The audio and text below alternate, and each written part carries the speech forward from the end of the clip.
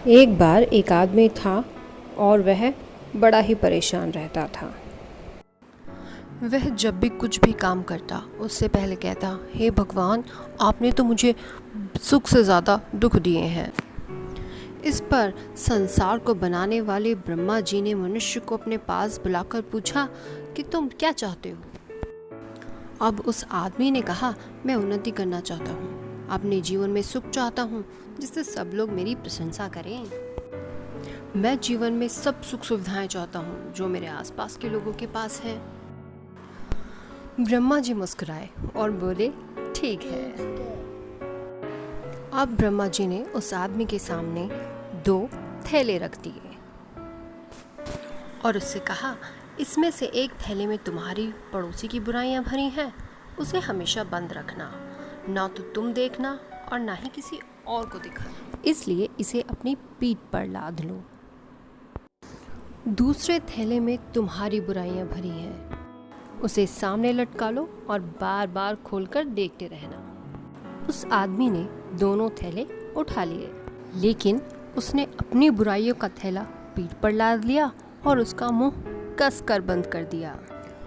उसने पड़ोसी की बुराई से भरा थैला अपने सामने लटका लिया और उसे खोलकर खुद भी देखता रहता और दूसरों को भी दिखाता रहता। अब वह दिन भर अपने पड़ोसी की बुराइयां ही करता रहता था। जो लोग उससे बैठकर बात कर लिया करते थे, अब वे भी उससे कतराने लगे, क्योंकि सब लोग जानते थे कि कोई भी इसके पास बैठेगा तो वह उससे अपने पड़ोसी की बुराई ही करेगा। जो लोग उसकी बातों की मज़े लिया करते थे, अब वे सब लोग भी उसे बुरा बताने लगे। इससे जो भी उसने भगवान से मांगा था वह सब उल्टा हो गया और वह अब पहले से भी ज़्यादा दुखी और अशांत रहने लगा।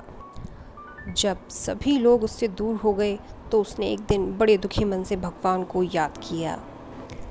ब्रह्मा जी ने उससे कहा कि तुमने जो अपनी बुराइयों का थैला खोला ही नहीं और अपने पड़ोसियों की बुराई का थैला बंद ही नहीं किया।